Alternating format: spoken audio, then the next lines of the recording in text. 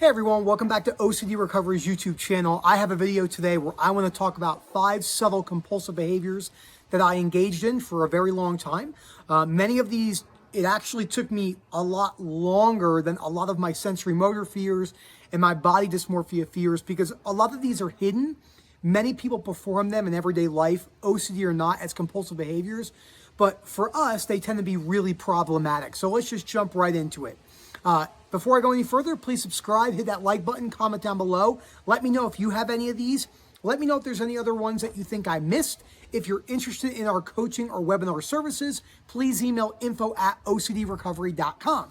So the first one, which was probably the most difficult for me, I'm going to say that about all of them, is not being able to sit still and needing to rush all activities. That includes texting and driving, not proofreading, rushing certain tasks just to get to the next tasks.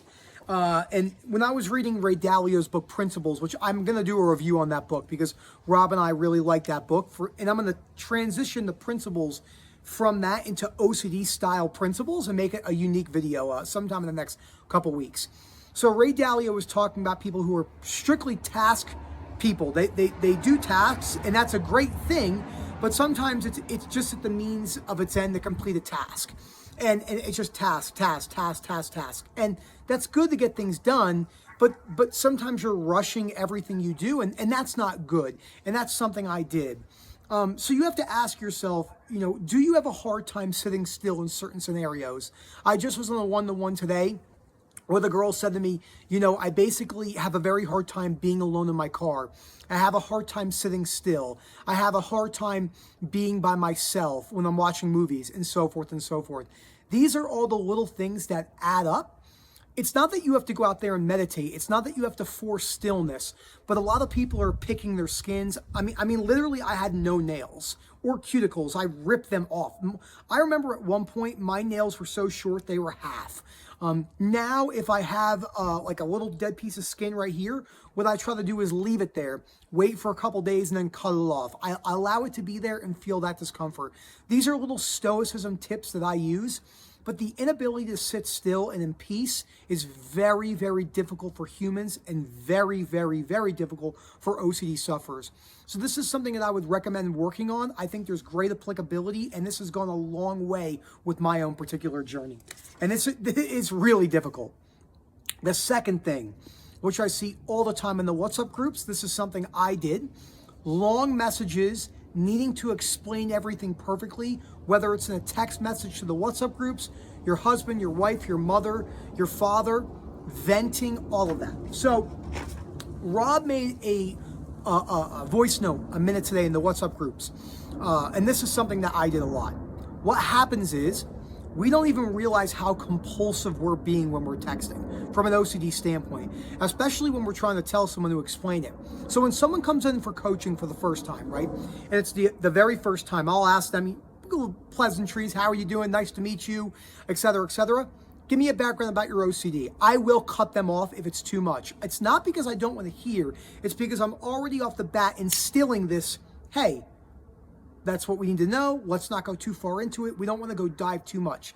The more we dive into it, the person believes, understandably so, that they have to have every single thing covered. It's a mistake I made. It's a mistake I see all the time. This is a huge hidden compulsion. When you're explaining something to someone, simplicity is key. So when I ask them, I always say, tell me your worst case scenario in one sentence. For me, my worst case scenario would be staying stuck with anxiety for the rest of my life. My worst case scenario would not being able to focus during work. My worst case scenario would be stuck with my saliva for the rest of my life. My worst case scenario would be not having muscle and not being attractive. Those are the type of things. That's something that a lot of people are affected with. They're not having enough muscle and not being attractive. Many, many people have that fear. And it all comes down to conditional self-acceptance. That's the second one on this list. The third thing, this is interesting because a lot of people will say, well, how is that a compulsion? So when we say life is hell all the time, this is the worst thing ever and I can't stand it. Now we talk about how this is low frustration tolerance, but the reason why it's a compulsion, and this is hard for people to hear, I would always say to my wife all the time, I don't want to be here anymore. I don't want to be here anymore. And after a while, my wife said, just then do it. Don't be here anymore. And that kind of took me back. And Rob was speaking to me one time and he said, well, every time you say the words, I can't stand it, or you don't want to be here, not only are you instilling a belief system of low frustration tolerance, it's like getting something off your chest. It is a confession type of compulsion that many people are missing. So if you're saying all the time, this is hell, I can't stand it, my life is miserable, when we say those things, we almost get a hit of relief. This is why people are so addicted to negativity, because negativity brings a level of relief in a weird way that people don't even realize. This took me 3 years to realize. 3 years of working on recovery all the fucking time. Not like a compulsive way that some people talk about, but constantly looking at the situation, constantly trying to change my perspectives, throughout years and years. This one took me a really long time to realize that I was doing it wrong. A really long time. The fourth thing I want to talk about is the sleep routine perfection. This is something I talk about a lot. So we always hear people that say, oh, I can't operate off 8 to 9 hours of sleep. I need 1 to 2 naps a day. I need 8 hours to function. No, you don't. That is nonsense. You do not need 8 hours of sleep to function. If you slept 5 hours a day for the rest of your life, 4 hours a day for the rest of your life, the worst that would probably happen is you'd make a lot of mistakes, you have exhaustion, you might die young, but you could still live. Okay, I just said all the bad things that would probably happen: exhaustion, mistakes, and probably die young. Truly, you probably would, or maybe early, neurodegenerative. But this stuff about like, oh, we need 8 hours, it is a total myth. And it holds many people back because they'll spend their entire day worrying about their sleep routine because of the fear of getting worse, making their OCD worse, making a mistake, dying young, health OCD mixed in there. But this is not the case. You have to look at history about how comfortable our sleep patterns are right now. If you go all throughout history and you look at the type of beds, no mattresses really, springs in the bed, no air conditioning in apartments. I mean, we have it really fortunate. People, for the majority of human existence, 99% of human existence, did not have the comfort around sleep that we have today. Breaking that down is so, so key. Look, there's nothing wrong with 8 hours of sleep. Doing 80 hours of sleep to function optimally? Absolutely not. I don't believe in that.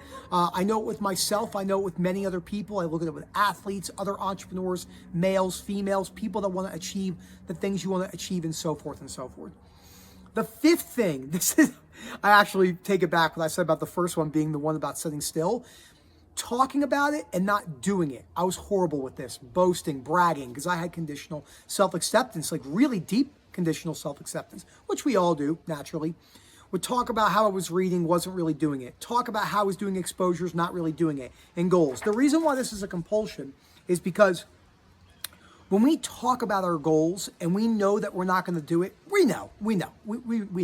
We're not talking about this in an OCD doubting sense. We know. When I want to do something, I know I'm going to get it done. Okay? That doesn't mean that I'm going to reach my goals, but I'm going to make an effort to get it done. Sometimes when I wake up 5 o'clock in the morning to go to the gym Monday through Friday, my alarm goes off, I think, shit, no. But I throw myself out of bed, and that's exactly what I do. And that is a very, very critical thing when it comes to OCD and anxiety recovery. So my neighbors are like, hello, good, how are you? I'm making a video for my YouTube channel. Yeah, this is now going to be on the YouTube video. I'll see you guys later. So those are the main things I did that really held me back, especially the reading, the exposures, and setting the goals, and actually going to complete the goals. So the reason why I particularly will set goals and not talk about them as much is not because there's nothing inherently wrong with talking about your goals. It's that many people will set goals, they'll write them down, they'll talk about them, but actually doing the action is the hardest part to achieving those goals. So these are the 5 main compulsions that I see when it comes to OCD and anxiety recovery that are very, very hidden. There's a lot of other ones besides this, but these are the main 5 that affected me. And when you're making a list, this is something I recommend to many people. I give this as a homework assignment to a lot of people. Write a list of 20 things that you think you should be doing, but you're not. Write a list of 20 things that are compulsive. It could be picking your skin, in certain types of checking in the mirror for any type of conditional self-acceptance.